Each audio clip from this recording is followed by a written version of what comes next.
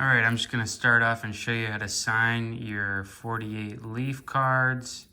Of course, I'm just kidding. I love the 48 leaf set, and as I remove this Buddy Rosar, who I do have an autograph version here. I love this 48 leaf set. There's so many great ways to collect it. You know, straight up, the short prints only, the Hall of Famers only. You know, those kind of integrating legends like a Doby, Paige, obviously Jackie, just grabbing that subset, maybe some of their teammates. It's just a beautiful set, the first color set in a long time for the kids of, 1949, spring of 1949, when generally it's believed that it was released, and there's some good content out there on that. Because in 1949, before that, you had 48 Bowman by about a year, which was black and white. And then there was the play ball issues in the early 40s. A couple of exhibits issues that might have started in 47. Bond Bread also came out 47, 48, but those weren't really cards in packs. So this was the first time that you got a splash of color post-World War II.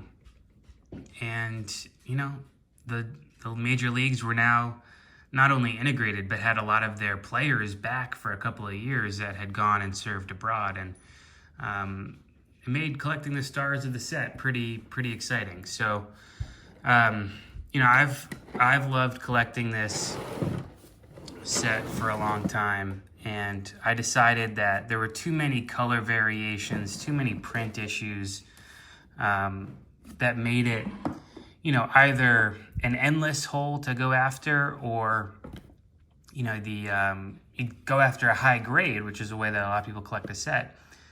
I just found that it wasn't as interesting to me because you could find cooler looking cards of 48 leaf and, in lower grades with different variations and registrations. So I've always loved the idea of signed vintage and having a connection to the player, that they held this card and maybe appreciated it for a second, had a memory of their time in the big leagues. And it was a fan who was passionate and went after the card and then the player and brought those two things together. So I said, all right, I'm going to go after this set autographed, and it's been difficult. I'm about, not even halfway. There's 98 cards in the set. There is known that about 60 of them have been autographed. It could be more that were just raw, that haven't been sold publicly in the last 20 years. Haven't been graded. But in PSA's pop report, there is 56, but I do know of a few others that are out there in SGC slabs. 56 of that 98 that are confirmed to be autographed and authentic 48 leaf cards. So I'm currently at 41 of that 56. So I'm going to go through, and I'm just going to show you my set. That's the point of this video. Bring forth some cool cards for you that maybe you haven't seen before. Joe Dimaggio, he's one of the more, iconic players in the set, and therefore, he lived until the 90s, has a little bit more pop than the average card. Because out of those 56 cards, there are 229 total autograph cards in PSA's pop report. So on average, each of those has 4 or so copies. But that's, of course, not accurate. Those 56, there's some that are like Stan Musial, where there's 26 of them. And there's some like Virgil Fireball Trucks is Pop 1, which you'll see in here. And I've added a handful of those Pop 1s just by getting them in SGC slabs or raw.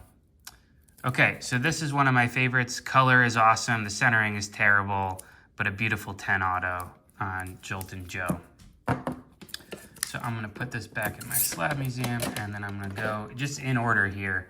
And there's that number, Pop 1 Virgil Fireball Trucks, nicknamed after his terrific fastball. Great Detroit Tiger. I'm going to try to highlight some of the backs because there's some great detail on the back here. But Paul Dizzy Trout, no relation to Mike Trout. This one is a Pop 1 as well. So yeah, Dizzy Trout passed in 1972. So, well before the TTM days or even commonplace to get cards autographed. Next, I have Billy Johnson. I've got a couple of these. This is a Pop 3. I think I actually might own all 3. But this one's the best looking one. Great bold auto. Yankees hat is in great registration, 310. Considered one of the outstanding infielders in baseball today. You'd read that and you'd be like, oh wow, I didn't know. Didn't know that he was one of the best, because there wasn't necessarily statistics all over the place, and you might not have caught him if you weren't in the New York area. Hank Sauer, this is another tough one. It is Pop 1 as well. So you'll get the sense that there's a number of 1-of-1s. It's got tape over the card here, as it was, believed to be a good preservation tactic at one point, but no longer. Long Ball Clouder, whose 115 hits were good for a total of 184 bases. Not a very good stat to say 13 homers these days, but apparently was known for that back then in the 40s. All right, Jim Hegan. This is a Pop 2, but this is, Pop 2, and this is the highest graded. Nice looking, backwards cap on a catcher, the world champion Cleveland Indians at the time. Apparently one of the hardest working backstops. Batted 200 Mendoza line in 1948 World Series. So that's another reason that people think that this was released, most likely in 1949, is a lot of the references to the 48 season are in the past, like the World Series there. Another hard-hitting outfielder, Elmer Vallow. This is a Pop 4. When I say that, that's total graded. It's not just in that grade. Lou Brissy. This one was a really nice auto. I never get lucky with PSA and ballpoint. They always get 9s rather than 10s, in my opinion. But love that this starts with World War hero. Went through 23 leg operations, won 23 and lost 5 with Savannah in 1947. Starting pitcher. Connie Mack calls him another Lefty Grove. Pretty amazing commentary. And I'm glad to pick him up. I forgot to mention when some of these guys passed, but Lou Brissy was relatively recent, 2013. So let's see here. All right, Spani, Hall of Fame rookie card, short print, with a nice auto here. It's probably not worth getting numerically graded. It is a Pop 13, and it wouldn't be, highest graded. So I think I'm just going to hold on to it as is, and use that grading money maybe to upgrade down the line if I see one that I like better. But there's great centering here, great color, so it'll be hard to beat. And I'm not someone who just absolutely chases highest graded no matter what.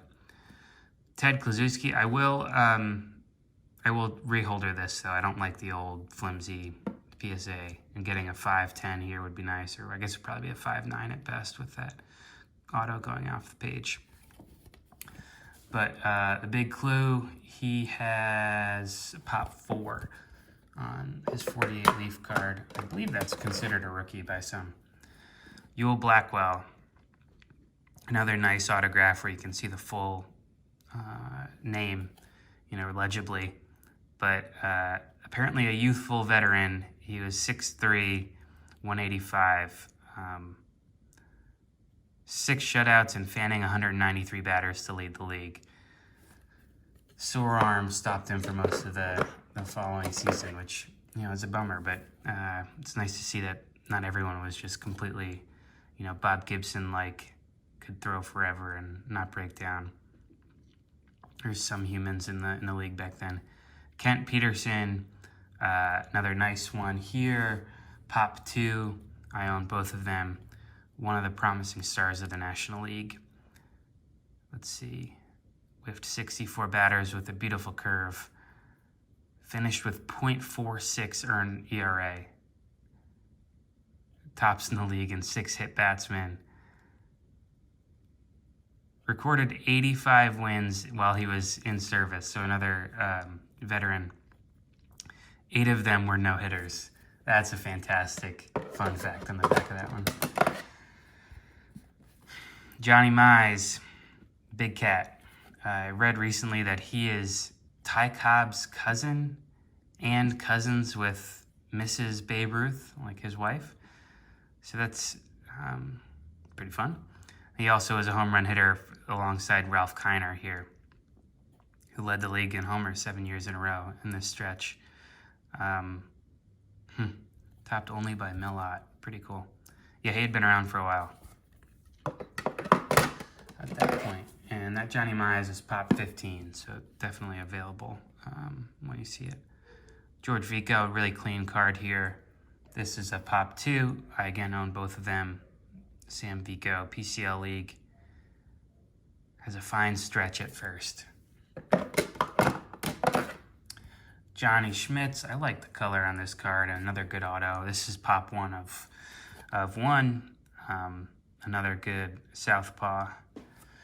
I hope you don't mind me just showing some of the backs. I always love the back of cards, and I don't often get to flip through intentionally and read some of the highlights. Wow, paid a $55,000 bonus to sign with the Tigers after a great career with the University of Michigan. Go Dick Wakefield. I feel like that was a huge payment in the 40s. Wow, okay. That was a pop 3 card. And here's one of my favorites, Johnny Vandermeer. Just an awesome image. Great color here, great registration.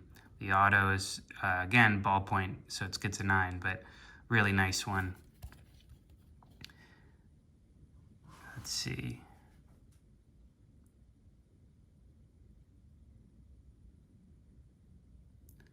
Hurled 2 no-hit games in succession in 1938, which still stands as a major league record. I think he came like an inning short of a 3rd one in a row or something crazy like that. Larry Jansen, a 210.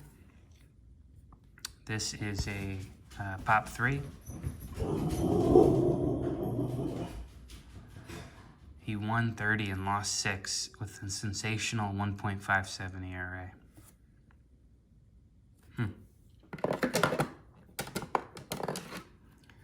All right, we're last of the first row here. We're at card number 59, Luke Appling, a White Sox great. His is also pretty available as far as 48 Leaf signed vintage goes. It's a pop 14.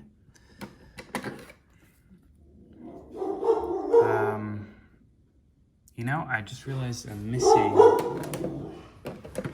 missing one card here. I do have a Jake Early, but it must be in the mail because I know I got it recently.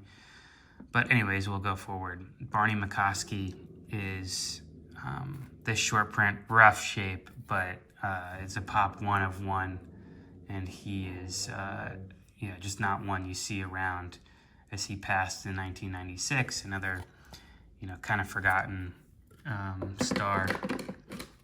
Let's check the back there.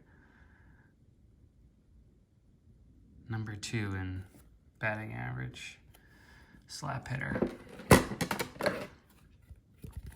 Hank Edwards, pop 3. This is a pretty nice looking yellow and black color scheme with a good auto placement. One of the brighter young outfielders in the American League. Very fast, good arm, smart player. Great. Dom Dimaggio. Here, I'll just, for fun, pair it with Joe Dimaggio here, which means we're also very close to another of my favorites in my set. But this is pop 2. Got this from a great collector. He was willing to part with this. Yes, and because he knew I was chasing the set, and I appreciate people who do that. One of the game's greatest defensive gardeners. Fast, smart, and sure death on fly balls. Sure death on fly balls. That's a great line. All right, here is my other favorite in my collection. Great centering, great color, registration, Ted Williams, 2/9. Ted the Kid. Don't forget that was first given to him before Griffey. All-time batting average of .351. All right, Roy Smalley. Sorry about that. He has, this is a 410. He actually has a son that played in the majors as well. Committed 34 errors in 540 chances. I'm not sure if that's good or not. It says last season. Huh. I guess he was supposed to be doing better. Bobby Doerr. I love the placement of the autograph here.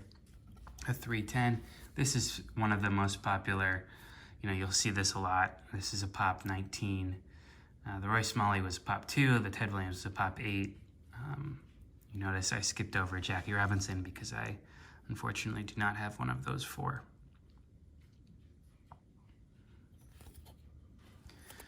Very cool. Sid Hudson is up next here. He is Pop 3. At one time, one of the most feared pitchers, had blazing fastball and good curve.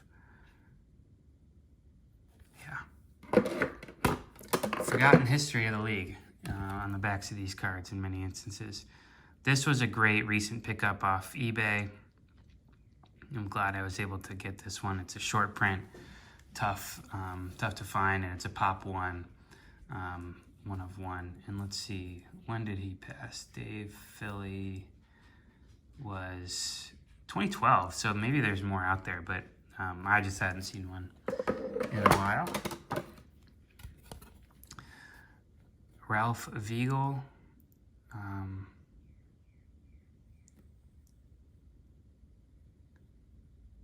2.5, 9.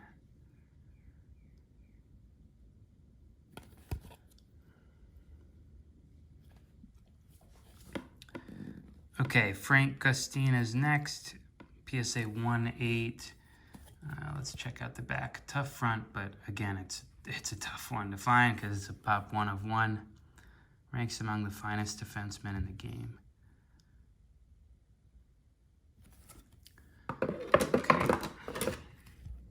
Kiner, often considered a rookie card. This is a 110 with a miscut, unfortunately, down here, and some edge stuff here. So I'll upgrade this at some point, but there's only, for there being 15 in the Pop report, there's rarely an affordable one that comes up. One of the greatest home run hitters in Major League.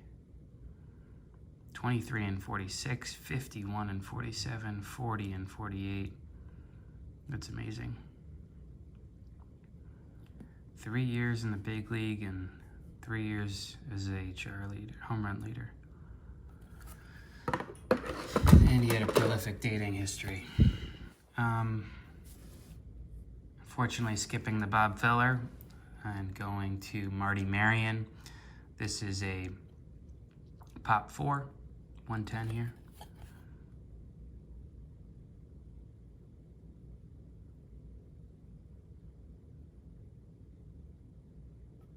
Wow, an MVP in 1944. Not much of a hitter. Huh. Gene Hermansky, not the missing eye variation, but at 410. Just upgraded this one, so I have an extra. This is a Pop 3, the highest graded, showing signs of turning into a good power hitter. Huh. Part of the many great Dodger teams there. This is one of my favorites as well. George Kell short print, PSA 6, Fortunately, it was marked by the original owner, but a really sharp card. You almost never see one like that, but then to find it signed is even rarer, as this is a Pop 2, the highest graded. Game's best third baseman. He's been a hot corner star since debut in majors just 4 seasons ago. Led Tigers in batting. Chosen for the All-Stars 3 times. So I'll put you away, Joe.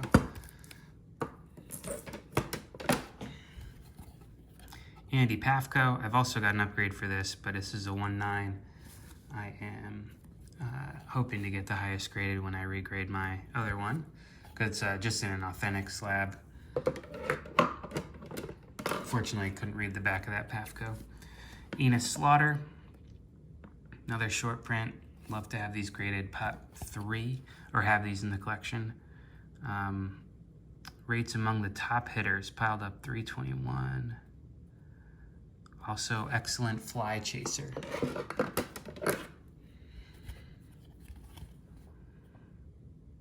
Buddy Rosar.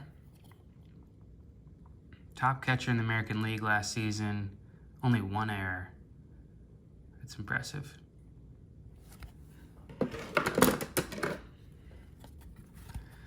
Tommy Holmes. Another short print. I believe this is a, Pop 1.